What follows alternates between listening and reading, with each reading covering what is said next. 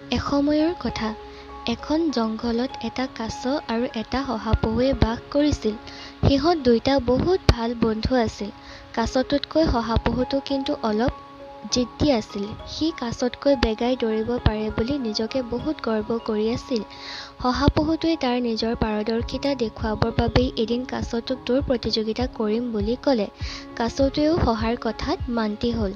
কথামতেই কাম। গৰমৰ দিনৰ এদিন দুপৰীয়া কাছ আৰু শহাপহুৰ মাজত দৌৰ প্ৰতিযোগিতা লাগিল। শহাপহুটো আৰম্ভণিৰ পৰাই খুব বেগাই দৌৰি আহি বহুত দূৰ পালেহি।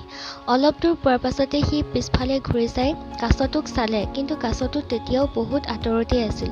সেইবাবে সি ভাবিলে যে যিহেতু কাছটো এতিয়াও বহুত দূৰতেই আছে, গতিকে মই অলপ সময় ইয়াতে জিৰাই লওঁ। সেইবুলি সি সেই গছজোপাৰ তলতে জিৰাবৰ বাবে অলপ সময় বহিল।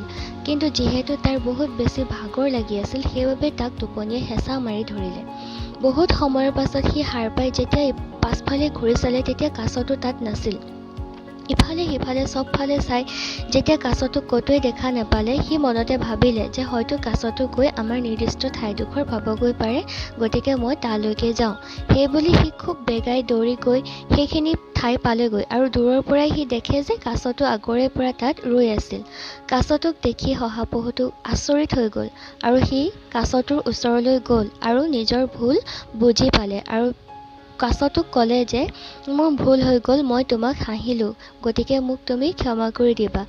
শহাপহুটোৱে নিজৰ ভুল বুজি পাই কাছটোৰ পৰা ক্ষমা বিচাৰিলে আৰু কাছটোৰ লগত হাত মিলালে আৰু শেষত দুয়োটাই আকৌ পুনৰ আগৰ দৰেই বন্ধুত্ব গ্ৰহণ কৰি নিজৰ নিজৰ ঠাইলৈ উভতি গ'ল। গতিকে এই কাহিনীটোৰ পৰা আমি এইটো নীতি শিক্ষাই লাভ কৰিলোঁ যে অহংকাৰেই হৈছে পতনৰ মূল। কেতিয়াও নিজকে অহংকাৰ কৰি আনক সৰু দেখুওৱাৰ চেষ্টা কৰিব নালাগে।